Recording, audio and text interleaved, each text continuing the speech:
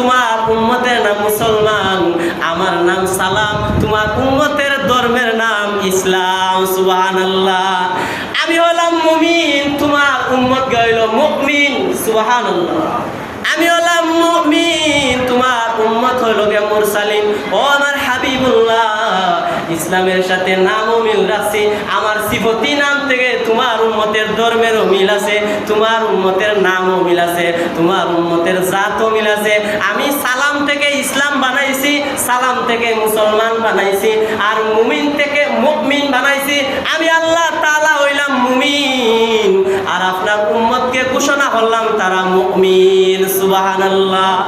কাল কিয়ামতের ময়দানে আল্লাহ তাআলা যখন হাসরের মাঠ কায়েম করবেন, তখন আল্লাহ তাআলা যখন হিসাবের কাঠগড়ায় আপনাকে আমাকে দাঁড় করবেন, যখন আপনার আমার আমল নামার মধ্যে থাকবে নামাজ, আপনার আমার আমল নামায় থাকবে রোজা, আপনার আমার আমল নামায় থাকবে যাকাত, তখন আল্লাহ তাআলা বিচার করবেন। বিচার করার সাথে সাথে দেখা যায় রোজা এসে দাঁড়াইছে, আল্লাহ আমি রোজা এসে দাঁড়াইছি তার পাশে, তখন দেখা যায় আল্লাহ তাআলার আযাবের ফেরেশতারা রোজার দিকে যখন অগ্রসর হয়, রোজা বলে আল্লাহ এদিকে কোনো আযাব দেওয়ার কোনো ফায়দা নাই, তখন ফেরেশতারা চলে যায় আরেক দিকে, আরেক দিকে দেখা যায় বান্দার নামাজ এসে দাঁড়াইছে, আল্লাহ এদিকে আযাব দেওয়ার কোনো ফায়দা নাই।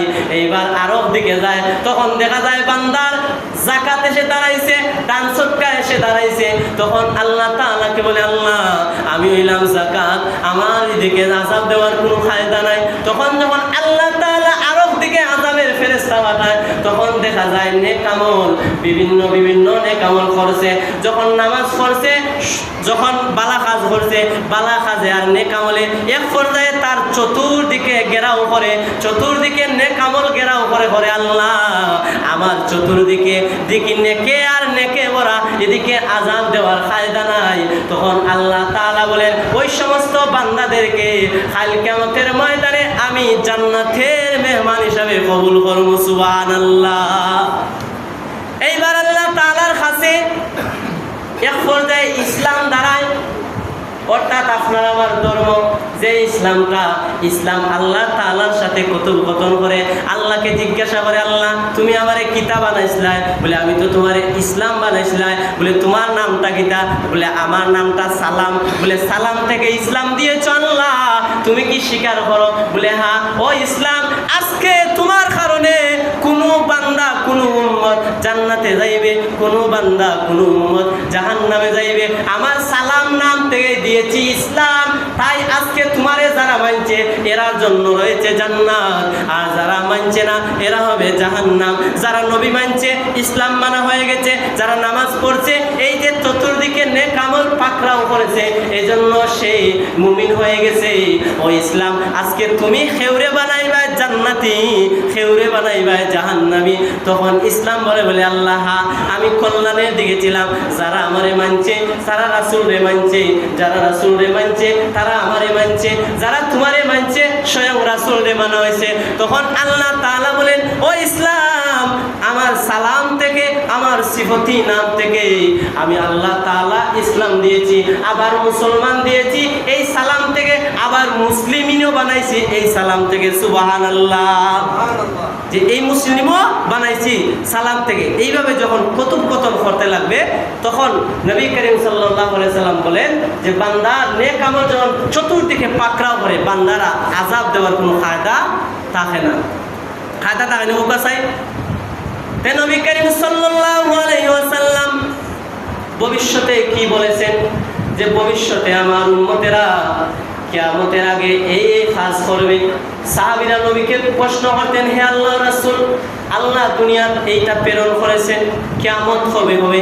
কিয়ামত কখন হবে হে আল্লাহর রাসূল? তখন নবী বলেন, হে আমার সাহাবীরা, কিয়ামত কবে হবে এটা আমি জানি না, তবে আমি কিছু আলামত বলে দেই। যখন আলামতের সুগরা দেখা দিবে, তখন কিয়ামতের আলামত শুরু হয়ে যাবে। যখন আলামতের কুবরা দেখা দিবে, দুনিয়াটা উলট পালট হয়ে যাবে, এই দুনিয়াটা আর থাকবে না। আল্লাহ তাআলার একজন ফেরেশতার নাম আছে ইসরাফিল, সবাই আমরা জানি। এই ইসরাফিল ফেরেশতার দায়িত্ব হচ্ছে কিয়ামত করা। কিয়ামতের ময়দানে কিয়ামত করবে, ইসরাফিলের দায়িত্ব হচ্ছে 3টা ফু দেওয়া। কয়টা ফু?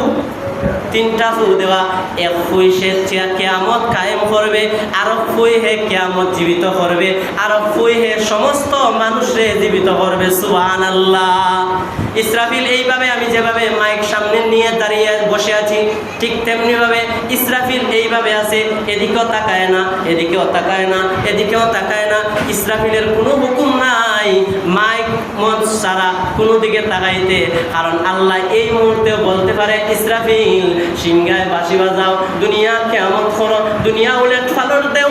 আমার উম্মতেরা যখন এই কিছু কিছু কার্যকলাপ করবে, তারপর দেখা যাবে আমার উম্মতেরা কিছু কাজের মধ্যে এক নম্বরে আমার উম্মতেরা ইমানদার দাবি করবে কিন্তু নামাজ পড়বে না, নামাজটা ছেড়ে দিবে, আবার নামাজও পড়বে, ফার্স্টেই বলেছি নামাজও পড়বে, গুনার কাজ করবে, নামাজও পড়বে, সুদ খাইবে, নামাজও পড়বে, ঘুষ খাইবে। এই হচ্ছে কিয়ামতের আলামত একটা।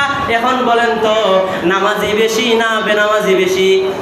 প্রতিটা গ্রামে, আপনার গ্রামে না আমার গ্রামে, আমার ঘরে আপনার ঘরে, সবার ঘরে। আমার ঘরে যদি দুইজনে নামাজ পড়ে আরো তিনজনে নামাজ পড়েন না, আমি যে বলতে পারবো যে আমি ইমাম সাহেব হয়ে গেছি, যে আমার ঘরে সবাই নামাজি না, এটা হচ্ছে কিয়ামতের আলামত। আমার ঘর থেকে শুরু হয়েছে, দুইজন নামাজ পড়ে তিনজন নামাজ পড়ে না, আপনার ঘর থেকে শুরু হয়েছে। তখন নবী বলছেন বলে আমার উম্মতেরা নামাজটাকে খেয়ে ফেলবে, নামাজটা খেয়ে ফেলবে। শুধু নামাজ খাইবে না, ইসলামটাকেও খাইবে, ইসলামটাকে শর্টকাট করবে। নাভিতে যেইভাবে চুল কাটে, নাভিতে চুল কাটটা চুলোর ডিজাইন করে।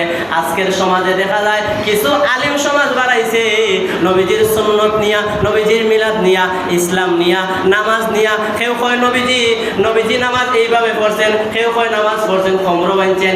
এইভাবে আছে না নাই? আছে। নবী বলছেন আমার উম্মতেরা এগুলা করবে, নামাজ সে একক পড়বে না, মায়ের করবে নবীজি নূর নিয়া, মায়ের করবে নবীজি মাটি নিয়া। কেউ কইবে নবীজি নূর, কেউ কইবে নবীজি মাটি, কেউ মিলাদুন নবী পালন করবে, কেউ পালন করবে না, কেউ সুন্নত মানবে, কেউ সুন্নত মানবে না। কেউ কইবে নবীজির এই বলতে বলতে এমন ভাবে বলা যায়, শোনা যায় যে নবীজির মা বাবা জাহান্নামী, নাউজুবিল্লাহ। অর্থাৎ সে নিজেও জানে না সে জান্নাতি না জাহান্নামী, তার চিন্তা নবীজির মা জান্নাতি না জাহান্নামী। নবী বলছেন এই হইল আর একটা আলামত। আর একটা আলামত কি বলে? আলামত হচ্ছে সময়ের বরকত কমে যাবে। বলেন তো এখন সময়ের বরকত আসেনি? জোরের আজান হয়ে গেছে, যখন আপনি ঘরে যান ভাত খাওয়া দাওয়া শেষ করেন, কিছু সময় শুইবেন, দেখা যায় আসরত হয়ে গেছে, হয়ে যায় না? সময়ের বরকত চলে যাবে। এরপরে আলামত, কিয়ামতের আলামত, কিয়ামতের সুগরা হচ্ছে যে জিনিসপত্রের অর্থাৎ বরকত কমে যাবে। অর্থাৎ যেই জিনিসপত্রগুলা আগের জামানায় দেখা যাইত, যে আগের জামানায় জিনিসপত্র কি আমি আনাজ দিয়েও তুলনা দেই। আগের জামানায় যারা লাউ, পুরি, আলু, অনেক মহিলারা আমার বয়সে দেখছি মহিলারা লাউ, আলু সমস্ত কিছু ফলাইতো, সবজি ফলাইতো না মহিলারা? এখন হয় গ্রামও আপনাদের তায়ের ভূত এমনি ব্যবসার লাগি সবজি ফলানি হয়, হয় গ্রামও হয় গরম মহিলারা আলু, টমেটো, উড়ি, লাউ তারা খাইবার লাগি ফলাইন। আসেন না কইতা? আপনারা বলবেন যে আমরা তায়ের করে সবজি, হ্যাঁ আপনারা তায়ের করে সবজি ফলাইন আমি দেখছি, কিন্তু এটা ব্যবসার লাগি, স্বার্থের লাগি। তাইলে সময়ের বরকত কমে যাবে, খাবার দাবারের বরকত কমে যাবে। আগে যেই মাছগুলা পাওয়া যাইতো অনেক মাছ পাওয়া যায়নি। আগে এক গরো ইলিশা রানলে অনেক বড় খবর হয়েছে, গেরানে সারা বাড়িটা মত হয়ে গেছে। এখন তো ইলিশাও নাই, পাওয়া যায়নি, ইলিশা হোকা যায়। আমার বয়সে আমি অনেক মাছ মারছি বড়শি দিয়া, কই মাছ মারছি অনেক বড়শি দিয়া। এখন যখন বাড়িতে যাই বড়ি নিয়া, যখন আগের জায়গায় যাই, এই জায়গাটা জায়গায় রয়েছে, খালটা খালের জায়গায় রয়েছে। আমি যখন ক্লাস 8-এ ছিলাম, 7-এ ছিলাম, বড়ি পাইছি, বড়ি পাইয়া অনেক কই মাছ ধরছি। কিন্তু এখন যখন যাই কই মাছ নাই। জায়গা তো ঠিকই আছে, খাল তো ঠিকই আছে, তার কারণ কিতা বলে? তার কারণ এগুলার বরকত আল্লাহ ক্ষমাই দিবা, আল্লাহ ক্ষমাই দিছে। এগুলো হচ্ছে কিয়ামতের আলামত, এগুলো হচ্ছে কিয়ামতের সুগরা, এগুলা কিয়ামতের কুবরা যখন হবে দুনিয়ার থাকবে না। তো নবী বলেন যে সময়ের বরকত কমবে, জিনিসপত্রের বরকত কমবে, কোনো কিছুর বরকত থাকবে না। আর একটা হচ্ছে কিয়ামতের আলামত, ইলিম উঠাইয়ে নেওয়া হবে। বলে ইলিম কিভাবে উঠাই নেওয়া হবে? জগৎ থেকে বড় বড় আলিম চলে যাবে। যখন আলিম থাকবে না তখন কোরআনের এই যে অক্ষরগুলো আছে অক্ষরতা হবে না, কোরআনে জবর থাকবে না, কোরআনে আলিফ বা তা হবে না। এক পর্যায়ে যখন দেখবেন কিয়ামতের আগে কোরআন শরীফে কোনো লেখাই থাকবে না, কোরআন শরীফ সাদা হয়ে গেছে, তখন কিয়ামত হয়ে যাবে। তখন কিয়ামত যখন হয়ে যাবে, আমার উম্মতেরা দিশেহারা হয়ে যাবে। আমার উম্মতেরা তখন কিছুই পারবে না। তখন চাইবে নামাজ পড়তে, তখন চাইবে রোজা রাখতে, তখন চাইবে আল্লাহর হুকুম মানতে। আল্লাহ কইবা না না, তুই আমার সময় যে দিছিলাম তুই খরচত না, এখন তুই উল্টাইবে না না। তখন আল্লাহ নবী বলেন,